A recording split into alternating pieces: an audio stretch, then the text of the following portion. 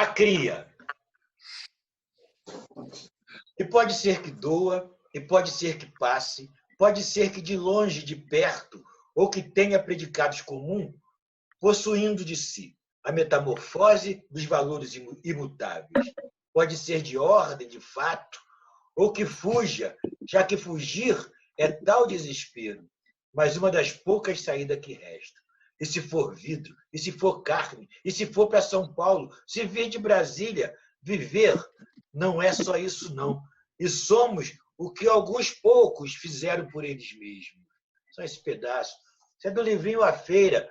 Paulinho Tovar é um dos ícones da poesia mimeógrafo, a poesia que inaugurou Brasília. Vamos então começar o papo aí com o imediato por Fernando Freire. Vai, Fernando! Boa noite, pessoal. Tá saindo o som aí? Tá. Estamos aqui hoje, né? Brasília completando 60 anos e nada mais, digamos, legal do que nesse clima pesado que a gente está vivendo, esse clima fechado, né? Esse clima cinza, literalmente falando, né? Nesse contexto histórico brabo que nós estamos vivendo, nada mais aliviante, digamos assim, nem sei se existe essa palavra, do que nós estamos reunidos aqui para falar de poesia. E falar sobre poesia em Brasília, necessariamente, o pontapé inicial tem que se estar falando sobre geração mimeógrafa, né? E quando se fala em geração mimeógrafa, a meu ver, né, o que me vem à mente inicialmente é uma dificuldade que os poetas sempre passaram, talvez hoje, talvez não, hoje isso é bem menor que no passado, que era a dificuldade de fazer chegar ao público seus trabalhos, né? O mercado editorial, a dificuldade para se chegar à impressão do livro, né? Até a década de 80, 90, os anos 2000, na década de 70, muito pior ainda. Então, a geração mimeógrafa, quando chega, de certa forma, ela foi uma válvula de escape para fazer chegar o trabalho do poeta ao público. A gente sabe disso. Então, eu queria perguntar, essa pergunta é aberta, Noélia, Soter, Vicente, é uma coisinha que entrou aqui na minha cabeça. A gente sabe que a tecnologia, que o conhecimento, né, a tecnologia, ela vem para o bem e para o mal. A gente sabe que, por exemplo, o avião serviu para jogar bomba e serviu para acelerar a comunicação, os transportes. E a gente sabe que a internet, assim como o Humberto Eco colocou, que serviu para dar voz a um número imenso de imbecis, também serviu para acelerar o acesso ao conhecimento. E a gente sabe perfeitamente que a internet também contribui para que nós, poetas, possamos ter uma maior facilidade na divulgação dos nossos trabalhos. A minha pergunta é, a internet hoje seria o mimeógrafo de ontem? O que vocês acham? Aberta a pergunta. Noélia, Vicente, Sônia. Se eu for falar aqui, não sei se pode falar, como é que é? Pode falar, Vicente, depois eu falo. Oi. Vai, Noélia, você primeiras damas, vai você primeiro. Vai. Não gosto desse negócio de primeiras damas, não. Pode falar. Voltou. Bom, então, vou falar aqui. Fala, depois eu falo. Eu acredito, eu não estou me vendo aí, mas ele deve estar aparecendo em algum canto, né? Eu acredito que... Por favor, gente, vocês podem falar mais baixo. Desculpa. Oi. Alô? Estão me ouvindo bem? Estou ouvindo, pode falar. Então, eu estou indo aqui. Eu não estou me vendo na tela, mas você deve estar me vendo aí. Não, mas eu estou vendo, está todo mundo vendo. Bom, então eu acho que é o seguinte, pode ter uma relação muito, muito interessante entre internet, né, e a geração mimeógrafa. Porque nós, quando a gente descobriu o mimeógrafo, eu falo mais por mim, mas eu creio que deve ser esse, era justamente por causa dessa dificuldade de publicação. A gente não tinha acesso, jovens poetas não tinham acesso a editoras, a gente não tinha dinheiro para bancar a edição de um livro. Então, a gente descobriu essa fórmula mais barata, essa forma bem barata, bem fácil de fazer um livro, que a gente fazia, faça você mesmo, era aquele processo, você mesmo fazia seu livro. E o Soter é o campeão disso, que até me ensinou a fazer. Então, que era essa história, você podia fazer seu livro de poesia e vender, junto com essa coisa de fazer o livro, parece que vinha no manual escrito, você vai ter que vender de mão em mão. Então, a gente ia, éramos todos jovens, fazíamos o livro e íamos vender nos bares, nas portas do teatro. E isso foi indiferente, isso aí não tinha importância, não tinha ligação nenhuma com o conteúdo.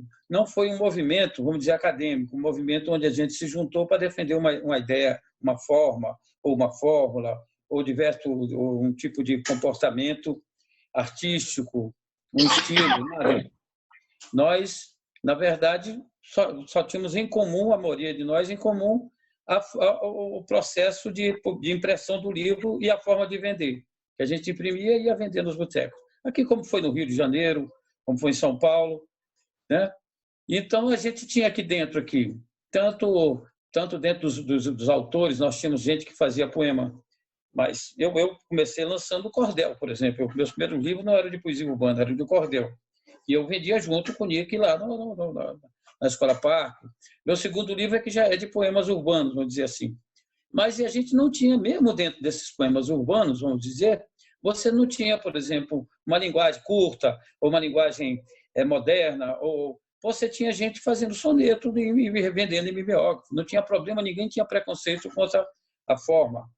O negócio era o modus operandi, o modo de fazer o livro e de vendê-lo na rua. É claro que muita gente, a gente se influenciava uns pelos outros e nós acabamos criando uma certa linguagem assemelhada, e inclusive acho que o próprio contato com o público-alvo, que eram os nossos compradores de livro, a gente sentiu que a poesia, quanto mais, vamos dizer, despojada, quanto mais simples, quanto mais alegre, ela foi ficando, era mais bem recebida, na minha visão. Então, por isso é que a gente foi, de certa forma, com o tempo, ficando até alguns escritores mais ou menos parecidos uns com os outros, ou com temas similares, mas a ideia original exatamente foi essa.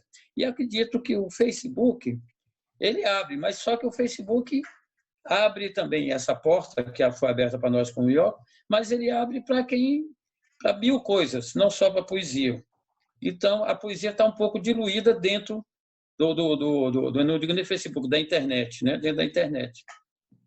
Porque aí você tem tantos textos, tanta gente, como diz, tantos imbecis e tanta gente boa falando, que a arte fica diluída no meio desse monte de coisa. Lá no nossa geração mimeógrafa, ninguém ia imprimir discurso político, ninguém ia vender discurso político na porta do boteco, ou nem racionalismo, nem preconceito, nada disso. A gente só vendia poesia, a gente só saía para distribuir poesia pela rua. Então, essa diferença eu acho muito grande entre a internet e a geração mimeógrafa. Muito bom, Vicente, muito bom. Eu acho, inclusive, a apropriação, essa pergunta que fala sobre a questão da tecnologia, isso aí é fundamental. Por quê? Porque a geração mimeógrafo, se não fosse a tecnologia do mimeógrafo e a tecnologia do movimento estudantil, ela não teria existido. Entendeu? Então, a geração mimeógrafa, ela só existiu porque ela se apropriou de uma tecnologia. É a mesma coisa que existe também nas rádios comunitárias. As rádios comunitárias só se tornaram uma realidade no Brasil porque ela se apropriou de quê? Da tecnologia de FM. Né? Ela se apropriou, ela aprendeu a usar a tecnologia do FM, do microfone, para poder fazer a comunicação local, a democratização da comunicação. E a geração mimeógrafo, ela também participou, acredito que o principal motivo, né, e o motor, a força motor da geração mimeógrafo foi a política de democratização do acesso ao vivo. Porque naquela época, mesmo que, embora tenha já se iniciado na década de 70, bem no início da década de 70, com 6 anos de AI-5, com 10 anos de golpe, né, militar, ela só foi ganhar projeção nacional quando ela começou aqui em Brasília em 77. Entendeu? Então, quer dizer, a apropriação tecnológica e combinada com o movimento, com a situação política, fez com que a geração mimeógrafa ganhasse o escopo nacional. Que a partir de Brasília, de 77, a geração mimeógrafa tomou conta do país todo. Em todos os estados brasileiros houve o desenvolvimento dessa experiência de apropriação tecnológica, entendeu? Eu no meu caso específico, eu comecei a fazer livrinhos no mimeógrafo porque era para poder democratizar o acesso ao livro. Porque naquela época o que tinha? Nós só tínhamos acesso a livros ou de autores já passados ou de best-sellers internacionais, porque a censura, que é outro fator da conjuntura, né, que favoreceu a geração mimeógrafa, e a poesia marginal, vamos colocar em duas situações, geração mimeógrafa e poesia marginal, nessa onda. Por quê?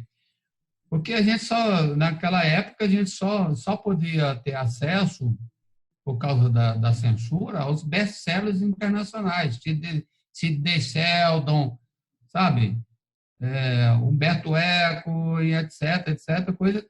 E do Brasil, a gente só tinha acesso, e que era o que dominava o mercado editorial, era o quê? Eram as edições Bruguera, né? os bolsilivros, e as edições de autoajuda. Isso é que acontecia na década de 70, entendeu? Quando propiciou a geração mimeógrafa. Então, eu acredito, inclusive, que todos, consciente ou inconscientemente, que participou da geração mimeógrafa, participou dessa consciência de democratização de acesso ao livro. Entendeu? Então, isso é só para começar o nosso debate. Eu queria falar aqui uma coisa. Eu achei muito interessante o que o Vicente falou sobre cada um fazer do seu jeito, do it yourself, né, como se dizia em inglês. E o Paulo Henriques Brito, numa revista chamada Oblíqua, ele fala exatamente o que é que marcou, como a geração mimeógrafa marcou. Ele fala algo assim, ó: acho que o que a geração marginal teve de mais interessante, a grande contribuição da poesia marginal, foi dizer o seguinte: olha, estamos de saco cheio de ter que ser assim, ter que ser assado. Tem que ser como eu quiser. Então, essa é a diferença, porque os movimentos na literatura, eles vão um derrubando o outro. E exatamente como o Vicente falou, a gente não tinha regra. Cada um fazia o que quisesse. Podia ser um soneto, podia ser um haikai, podia ser um poema curto, um poema piada, um poema...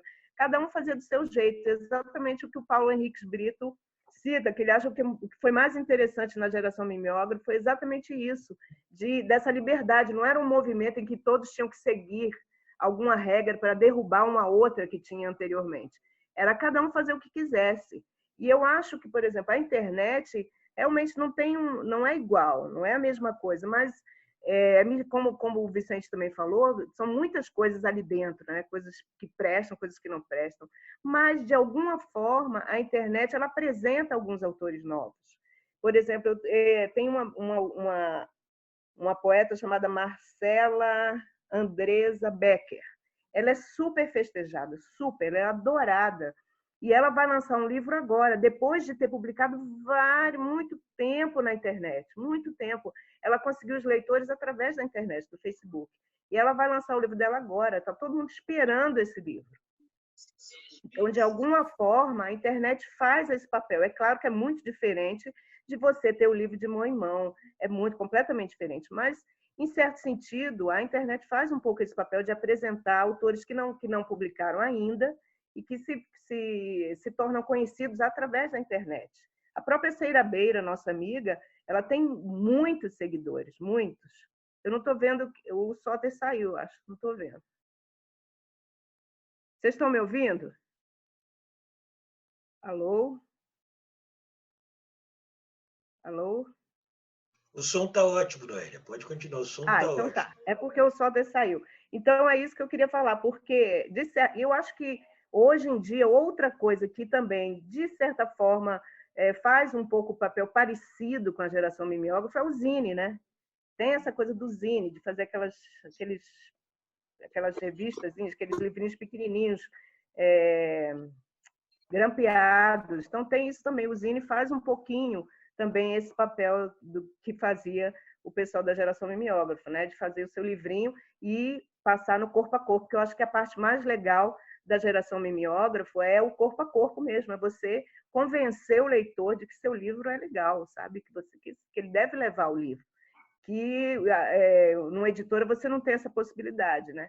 E o corpo a corpo era muito interessante. Eu acho que era o que mais motivava as pessoas a venderem, os poetas a venderem os livros, era esse processo de convencimento, sabe, toda essa proximidade que eles tinham dos leitores, né?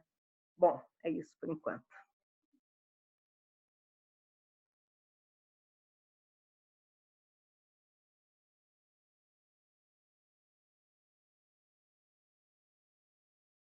Vai, Fernando. Tá, beleza. Soter tocou numa palavrinha aí que, coincidentemente, tem a ver com o que eu vou abordar agora. A gente pode dizer que poesia marginal e geração mimeógrafa são gêmeos siameses? É a mesma coisa? Um minutinho, por favor. Faltam 10 minutos. 10 minutos. Já vou abrir outro link, porque foi muito rápido esse aqui. Então, eu vou jogar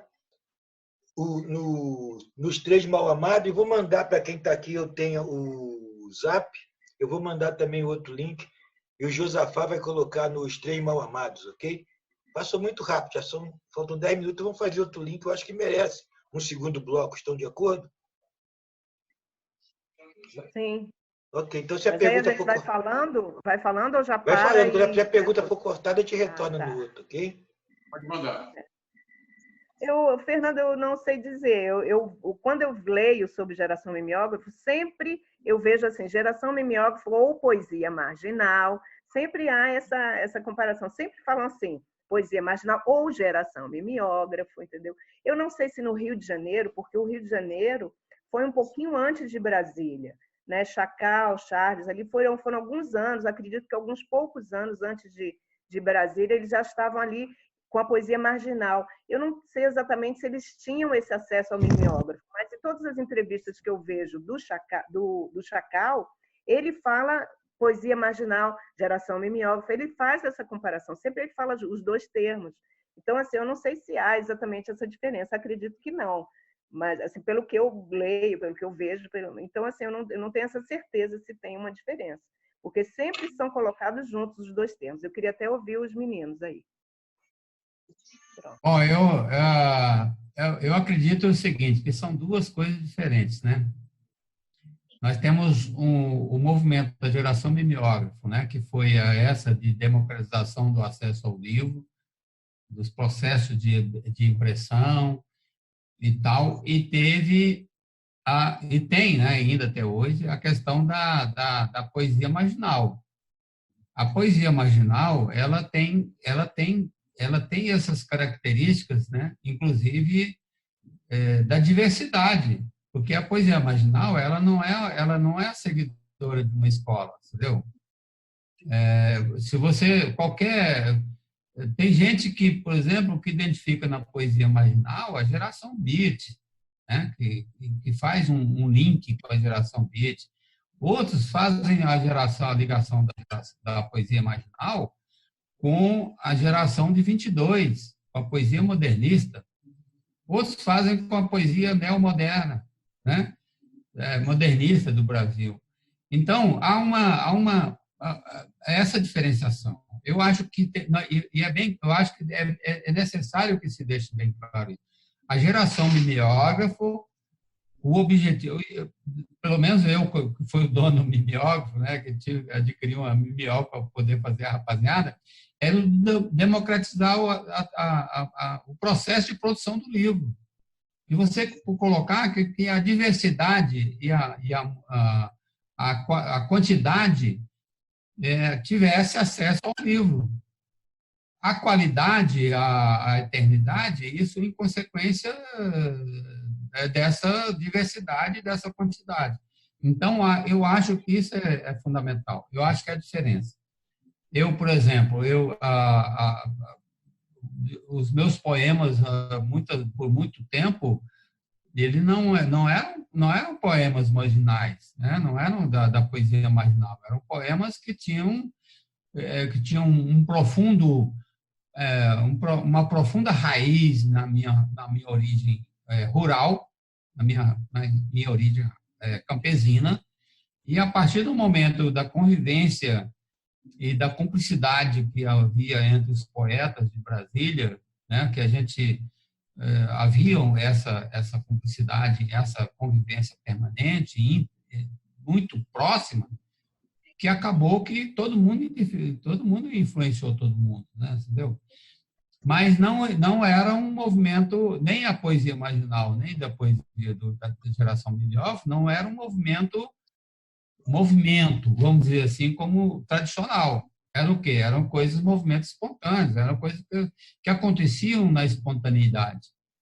Né? Nós aqui em Brasília, por exemplo, nós nunca agimos como movimento. A gente tinha a relação das pessoas, todo mundo era amigo e tal, mas a gente não era um amigo, não era um movimento. Entendeu? Não foi um movimento instituído. Nós não criamos uma escola literária. Não, é o que eu... Nós não criamos uma fórmula acadêmica para poder que a coisa existisse. Se ela persiste há 40 anos, há mais de 40 anos, é porque deu certo. Entendeu? Deu certo essa diversidade e essa cumplicidade e essa convivência. Né?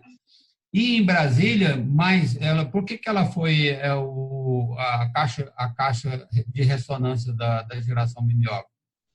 Porque em Brasília, todos nós não tínhamos referência.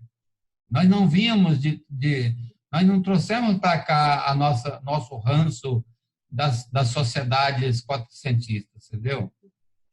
Nós viemos para cá como indivíduos, como nós. A maioria, inclusive, adolescentes, né? E aí surgiu essa coisa de sem referência, né, em Brasília. Em Brasília surgiu sem referência. O Nicolas veio para cá pós-adolescente, eu vim para cá pós-adolescente, e as pessoas, o Paulo Tovar, entendeu? Pós-adolescente.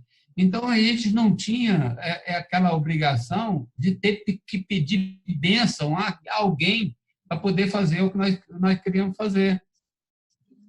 Né? Que é uma situação que existe nas sociedades quatrocentistas, né? Provincianas, né? Porque existem já as castas, e para você entrar em qualquer ambiente, você tem que tomar bênção, tem que fazer né? Aquele processo de aproximação e tudo, entendeu? Então, aqui em Brasília foi... Olha, eu inclusive, uma das coisas que eu ligo mais a geração beat do que a geração modernista é justamente isso. Entendeu? Se vocês querem conhecer um pouco da geração mimeógrafa, assistam aquele filme Easy Rider. Entendeu? Éramos nós fazendo aquilo, né, da ocupação dos espaços e de tomar posse dos instrumentos para que aquela coisa acontecesse. É isso aí. Eu só queria, antes de Vicente, só queria falar duas coisinhas. Primeiro, uma frase do Cacaso, que ele fala assim: isto não é um movimento literário, isto é um poemão. É um poemão. Então, é um poemão feito a 1000 mãos. Ele depois fala, quer dizer, a gente fez um movimento sem saber que era um movimento, né? Foi uma coisa muito intuitiva, e ele fala isso, que não é um movimento.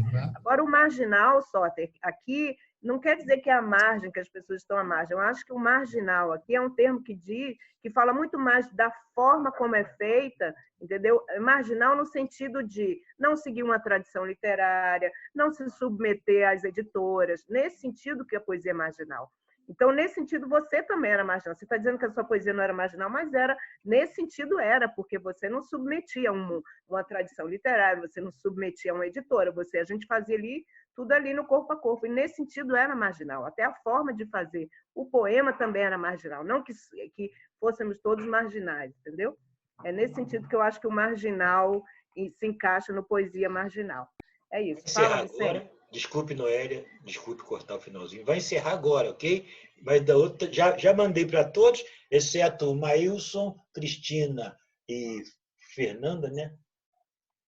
Chegou para você o link. Ok?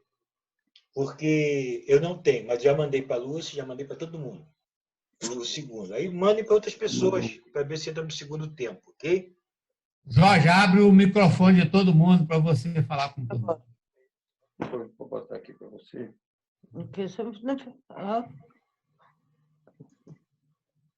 Jorge, a gente sai e entra de novo, não é isso? Isso. Grande Wells. Ô, Maílson, prazer te ver aí na tela. Aí, faz assim, ó. Eu não vi o Maílson ainda, só vi o Wells.